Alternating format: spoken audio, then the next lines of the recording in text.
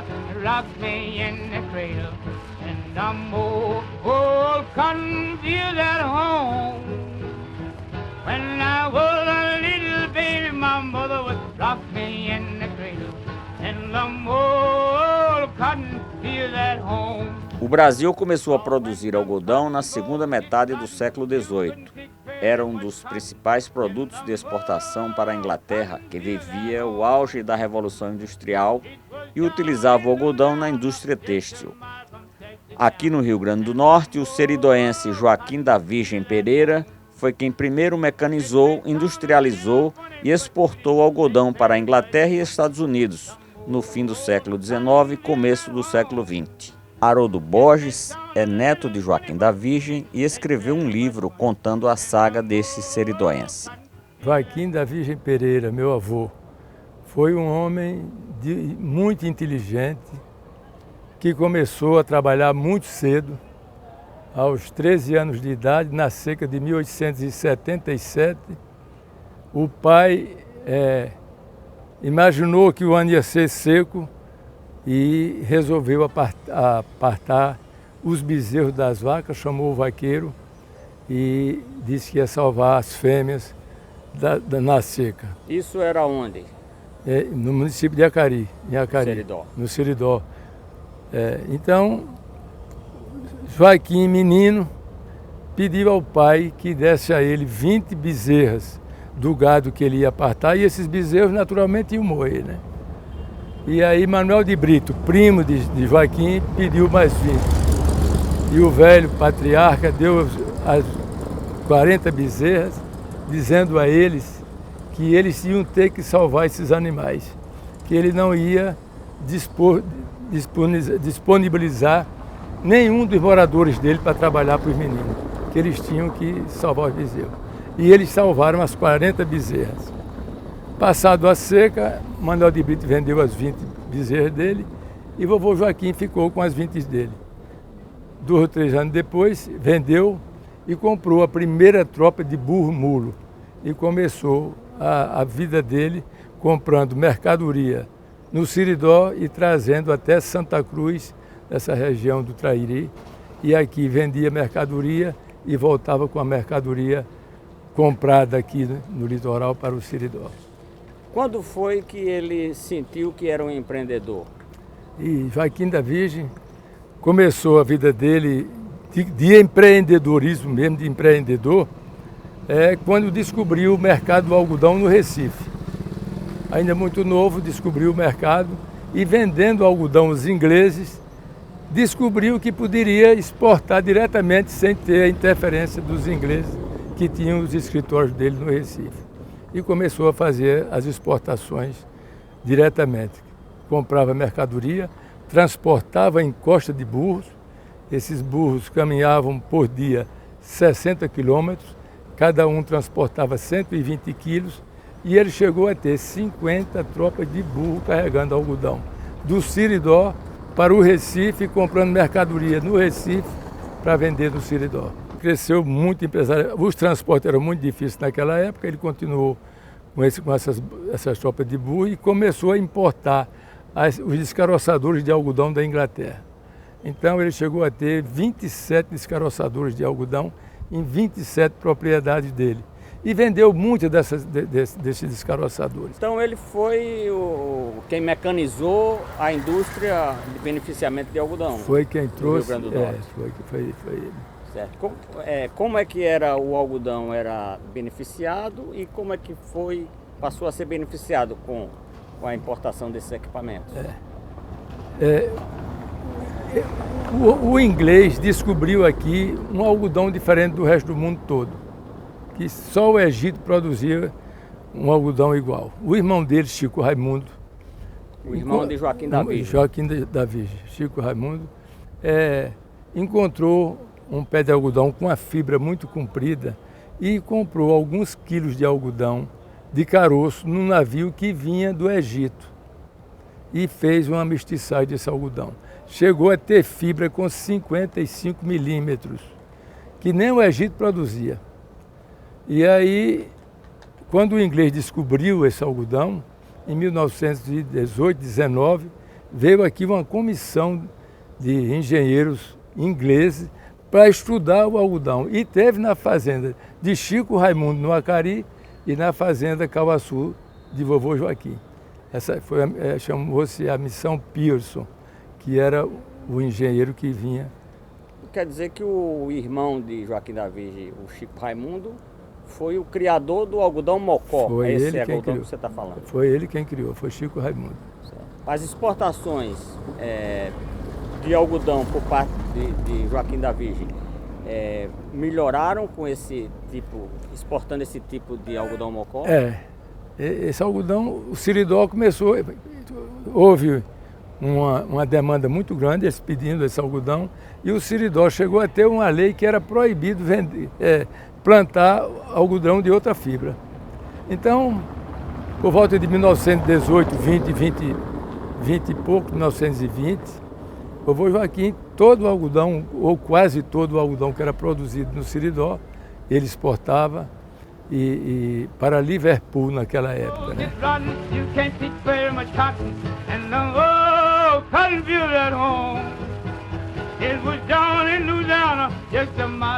Nós estamos aqui em frente ao Galpão 29, aqui na Ribeira, aqui no Largo da Rua Chile, que na época se chamava Rua do Comércio, e era aqui o escritório dele, né, de Joaquim da Virgem.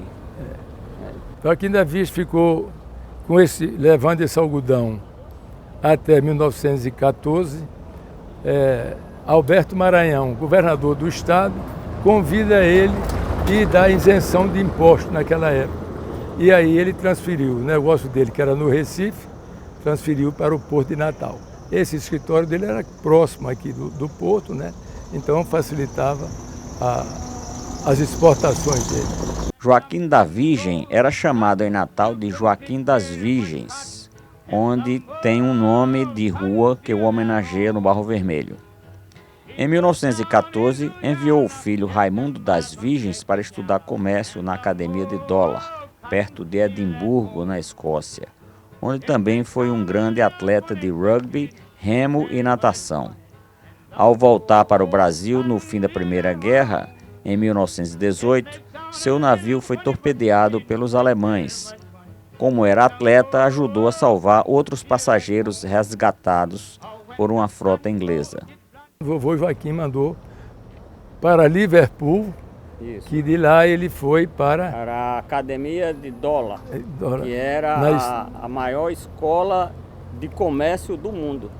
Esse menino foi para lá e ficou se comunicando com o pai, né? Deixando ele ao par do mercado do mundo, que eu acho que isso foi uma das grandes vantagens para o vovô Joaquim, né?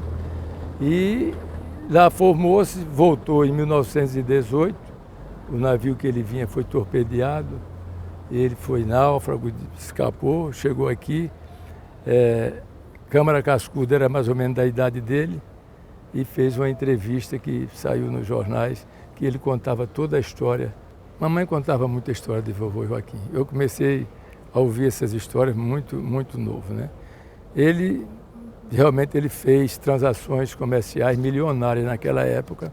O que era mais interessante, que era um homem que não passou por nenhuma escola, aprendeu a ler por ele mesmo, era muito bom, muito inteligente em matemática, e com a segunda tinha uma predileção grande pelo direito, porque quando ele negociando no Recife ainda, começou a assinar os primeiros contratos de compra e venda, e ele estudava aqueles contratos e começou a utilizar os contratos na região do Siridó. Só que ele adaptava o contrato, né, para a região do Siridó.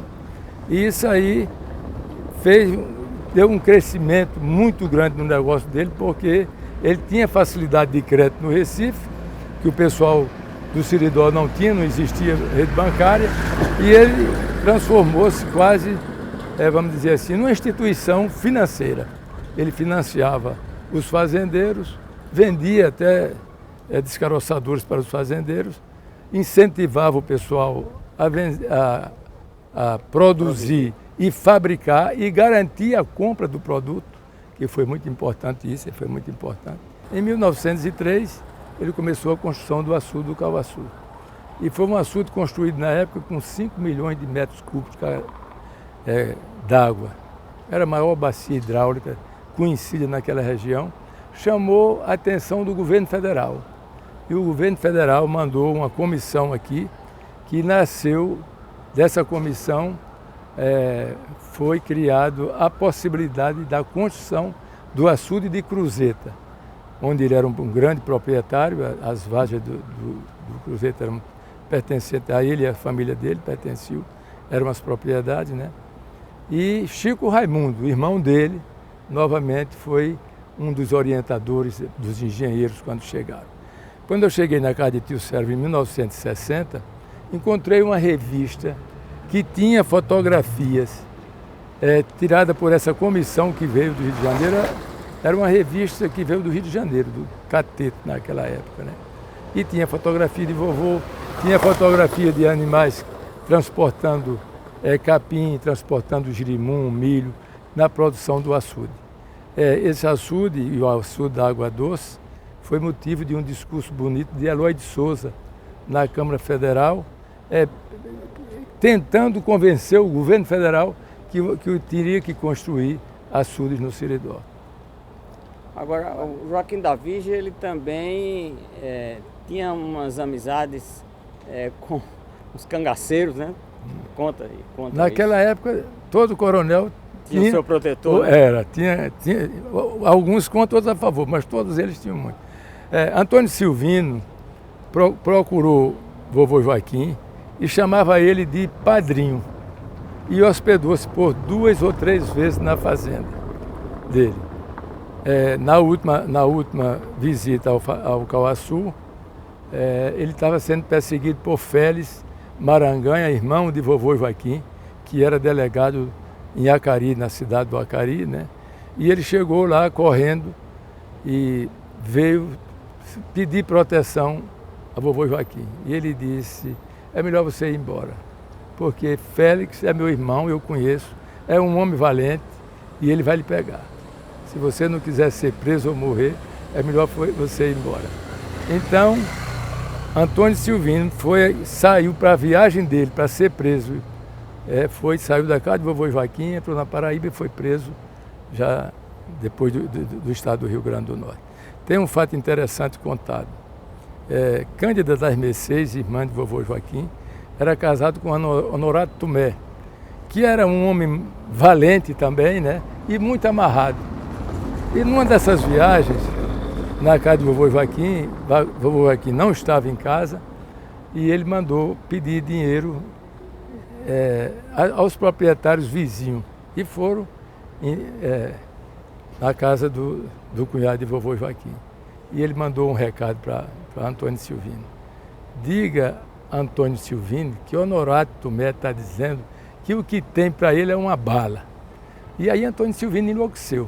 Vovô não estava em casa, era um cunhado dele e ele não podia fazer nada, esperou que vovô chegasse e aí estava inconformado e queria fazer alguma coisa com Honorato de qualquer forma. Ele disse, não, deixa que eu vou resolver o negócio de Honorato.